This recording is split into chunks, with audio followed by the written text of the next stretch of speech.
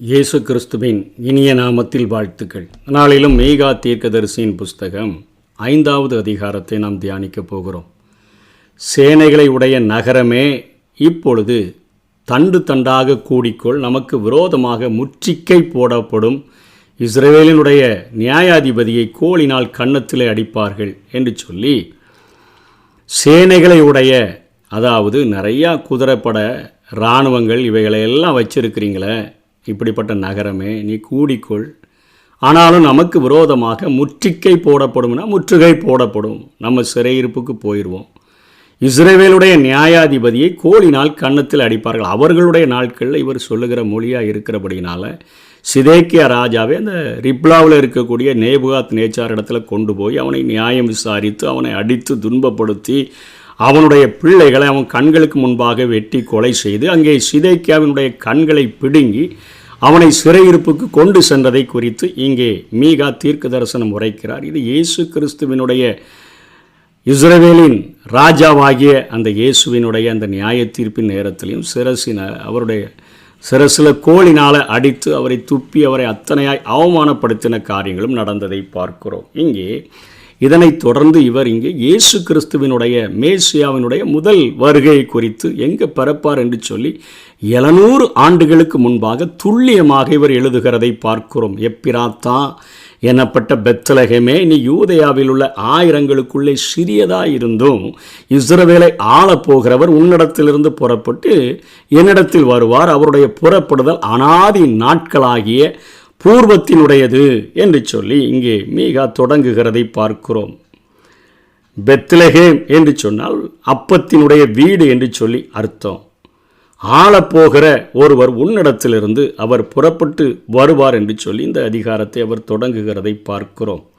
எப்பிராத்தா என்றவுடன் நம்முடைய கண்களுக்கு முன்பாக வருகிறது என்னன்னா, தேவனுடைய பாலனும் புல்லணையும் தான் நமக்கு ஞாபகம் வரும். இப்பட்டணமானது எருசலேமுக்கு தெற்கில் 9 கிலோமீட்டர் தொலைவில் இருந்தது. பசும் புல்வெளிகளுக்கு நடுவில் உயர்ந்த பகுதியாக இது காணப்பட்டது. செழிப்பான இந்த சிறிய பட்டணத்துக்கு எப்பிராத்தா என்றொரு பேருண்டு. இது ஆதியாகமம் 35:19 நம்ம பார்க்கிறோம். ராகுவேல் மரித்து பெத்லகேம் என்னும் எப்பிராத்தா ஊருக்கு போகிற வழியில் அடக்கம் பண்ணப்பட்டால் தாவீதின் ஊர் என்றும் அழைக்கப்படுவதும் உண்டு. தாவீதின் ஊருனா அரசாளுகிறவர்கள் வருகிற இடம் என்கிறதை குறிக்கக்கூடியதாக இவர் அரசாட்சி செய்யக்கூடியவர் என்பதை உணர்த்துவிக்கும் வண்ணமாக நாம் பார்க்கிறோம். லூக்கா 2:5 கலிலேயா நாட்டில் உள்ள நாசரேத்திலிருந்து யூதேயா நாட்டில் உள்ள பெத்லகேம் என்னும் தாவீதின் ஊருக்கு போனார் என்று சொல்லி நம்ம பார்க்கிறோம். யோசேப்பு அங்கே அழைத்து கொண்டு வந்ததை குறித்து பார்க்கும் பொழுது அரசாட்சியை குறிக்கக்கூடியதாக இருப்பதாக தாவீதின் ஊர் என்று இங்கே சொல்லப்படுகிறதை பார்க்கிறோம். எப்ராத்தா என்றால் செழிப்பான இடம், பெத்லகேம் என்றால் அப்பத்தின் வீடு, தாவீதின் ஊர் என்றால் அது அரச பதவியை நமக்கு நினைவுபடுத்தக்கூடியதாக இருக்கிறது. இயேசு கிறிஸ்துவின் பெத்லகேமினுடைய பிறப்பு தேவ திட்டத்தின் படியானது என்பதை மீகா தீர்க்கதரிசி உறுதிப்படுத்துகிறார்.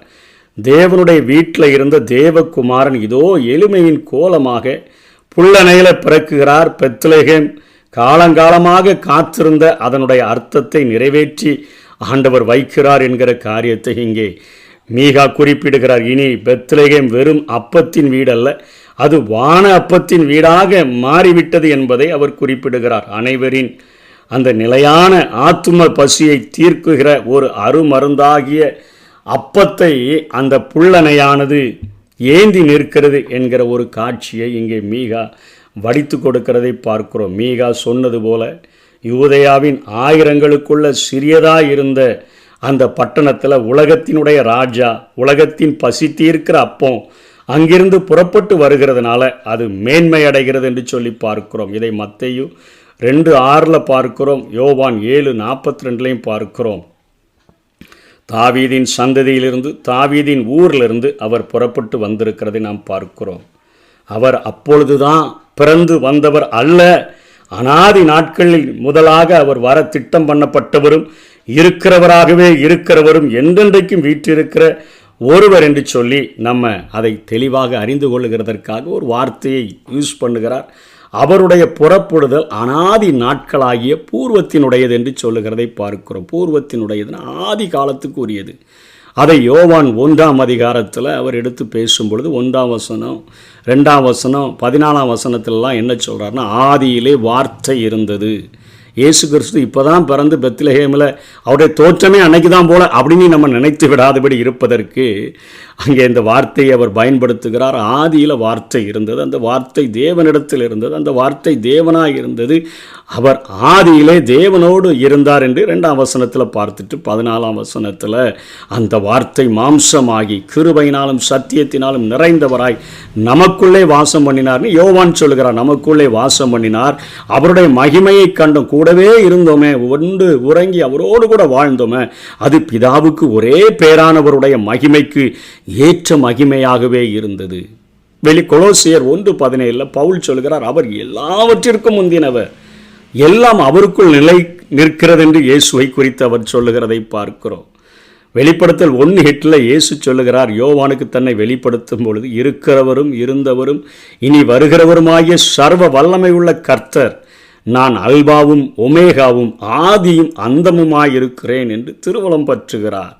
அங்கே ஆண்டவர் இன்னைக்கு தான் நான் பிரசவிக்கப்பட்டு நான் இங்கே பெத்லகேமில் புல்லணையில் பிறந்தேன் என்று சொல்லி நினைக்காதீங்க. அவருடைய புறப்படுதல் அனாதி நாட்களாகிய பூர்வத்தினுடையது என்கிறதை அவர் வெளிப்படுத்துகிறதை பார்க்கிறோம். அதனைத் தொடர்ந்து பிரசவிக்கிறவள் பிரசவிக்கும் மட்டும் அவர்களை ஒப்பு கொடுப்பார்கள். இயேசு என்னும் மேசியா பிறக்கிற வரையிலும் அந்த தேசமானது கைவிடப்படும் என்கிற ஒரு தீர்க்க தரிசனத்தை சொல்லுகிறார். பிரசவிக்கிறவள் என்று சொன்னால் இயேசுவின் தாயாகி அந்த மரியாள் மாம்ச பிரகாரமாக அவர் பிரசவிக்கிறாங்க. ஆண்டவர் மீந்திருக்கிற ஜனங்களை இயேசு பிறந்த பொழுது அவர் மாம்சீகமாக அவர்களை விடுதலை செய்து ஏரோதினுடைய கைகளுக்கும் ரோம அரசாட்சிகளின் கைகளுக்கும் விடுதலை செய்யலை.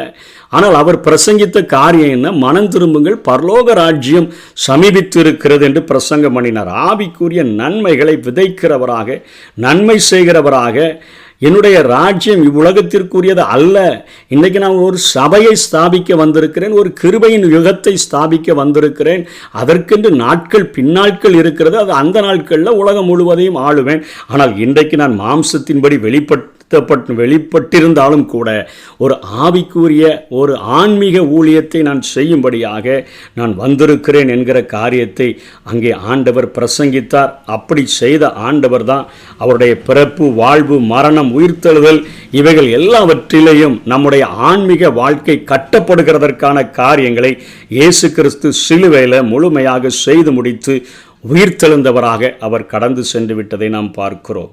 இங்கே மீகா 4வது அந்த வசனத்திலும் 5ஆம் வசனத்திலும் ஏசாயாவை போல முதல் வருகையும் 2ஆம் வருகையும் அவர் இணைத்தே பேசுகிறார், பிரித்து பேசலை.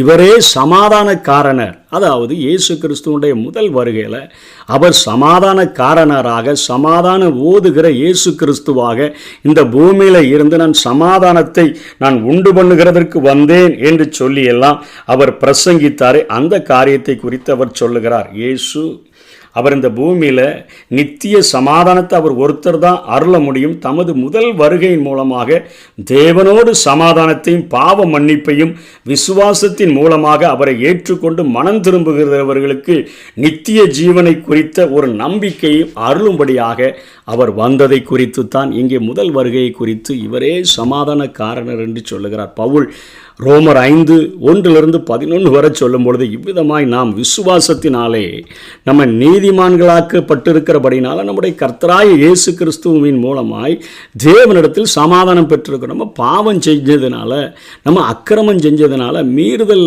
நம்ம செய்தபடினால நம்முடைய அக்கிரமங்கள், நம்முடைய பாவங்கள் நம்முடைய தேவனுக்கு முன்பாக ஒரு சுவரை போல எழும்பி நம்முடைய முகத்தை அவருக்கு மறைச்சிருச்சு. அவருடைய முகத்தை நாமும் பார்க்க முடியாத அளவுக்கு அத்தனையாய் மாற்றப்பட்டுட்டோம்.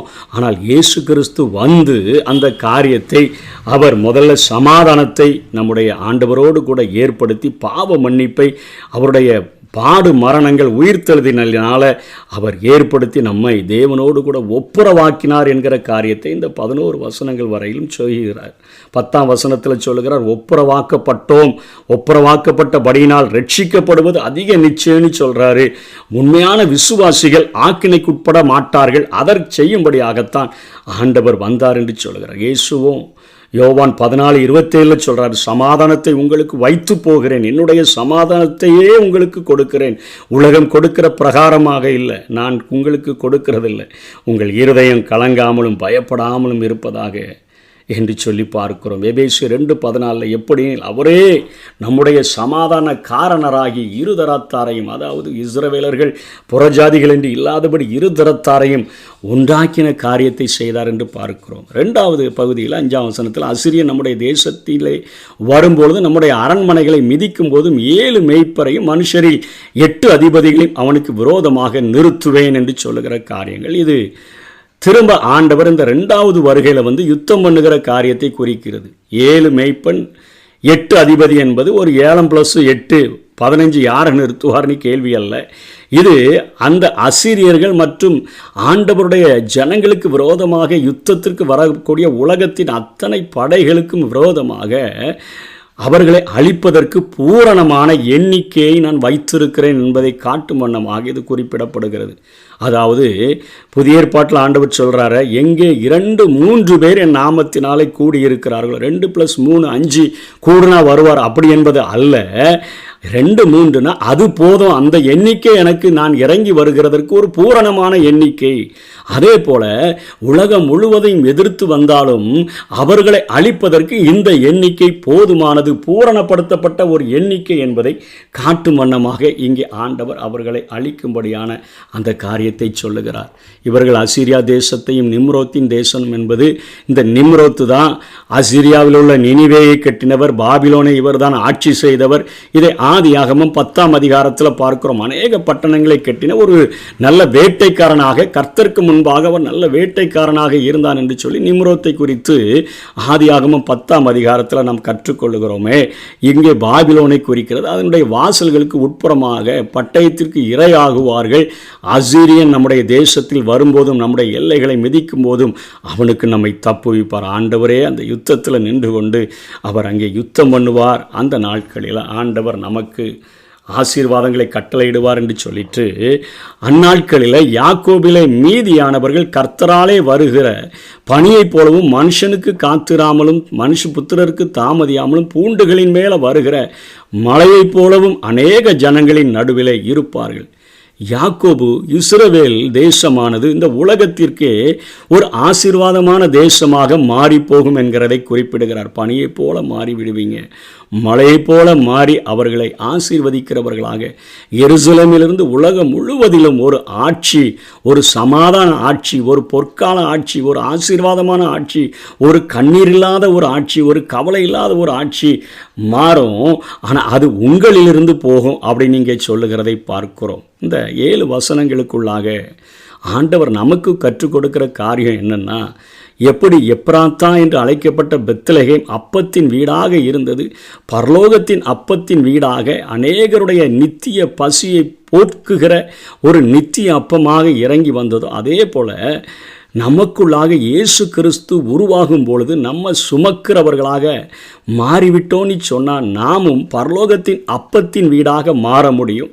நாம் அநேகருக்கு ஆண்டவராகிய இயேசு கிறிஸ்துவை பகிர்ந்து கொடுக்கிறவர்களாக மாற முடியும். பவுல் அப்போஸ்தலன் சொல்லுகிறார், நான் உங்களுக்குள்ளாக கிறிஸ்து மறுபடியும் உருவாகும் அளவும் கற்ப வேதனைப்படுகிறேன். இயேசு கிறிஸ்துவினுடைய அந்த சுபாவங்கள் நமக்குள்ள உருவாகும் பொழுது அவரை மற்றவர்களுக்கு வெளிக்காட்டக்கூடிய ஒரு பரலோகத்தினுடைய அப்பத்தின் வீடாக, ஒரு பெத்லகேமாக ஆண்டவர் நம்மை மாற்றும்படியாக விரும்புகிறார். அதே போல் அங்கே மீகாவினுடைய வார்த்தையின்படி பனியைப் போல மலையைப் போல இருந்து அநேகருக்கு ஆசீர்வாதமாக இருக்கணும். ஒரு வறண்ட காற்று போல இருந்து நம்முடைய வாழ்க்கை அநேகரை வேதனைப்படுத்தக்கூடாது என்கிற கருத்தை இந்த இடத்துல மீகா பதிவிடுகிறதை நாம் பார்க்கிறோம். இயேசு கிறிஸ்து நம்மை இந்த உலகத்துக்கு வெளிச்சமாக, பூமிக்கு உப்பாக, நற்கந்தமாக வாழணும்னு சொன்னார். அதே போல் இவர் பனியைப் போல மலையைப் போல அநேகருக்கு ஆசீர்வாதத்தை கொடுக்கிறவர்களாக இருக்க வேண்டும் என்று சொல்லி இங்கே அவர் பேசுகிறதை பார்க்கிறோம். அந்த நாட்களில்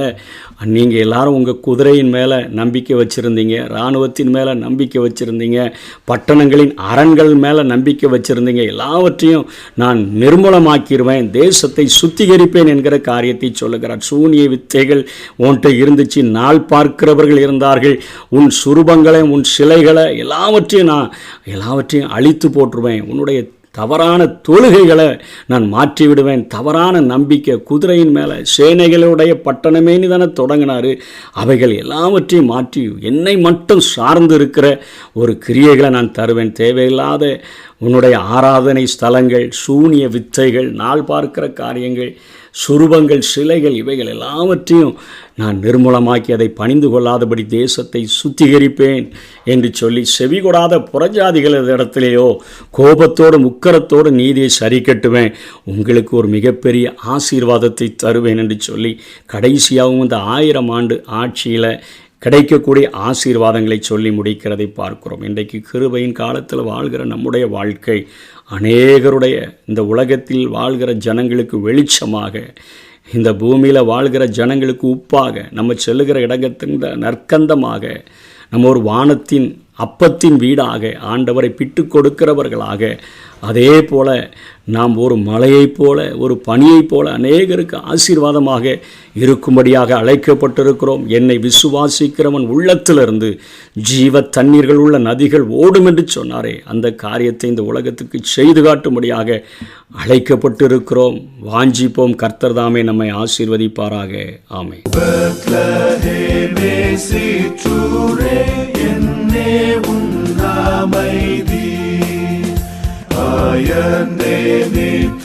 செய்கையில் ஊந்திடும் வான்வெள்ளி பின் வாழ்வின் ஜோதி தோன்றிற்றே உன் வீதியில் இன்றே. நல்லோர் நாட்டம் பொல்லார் கோட்டம் உன் பாலன் இயேசு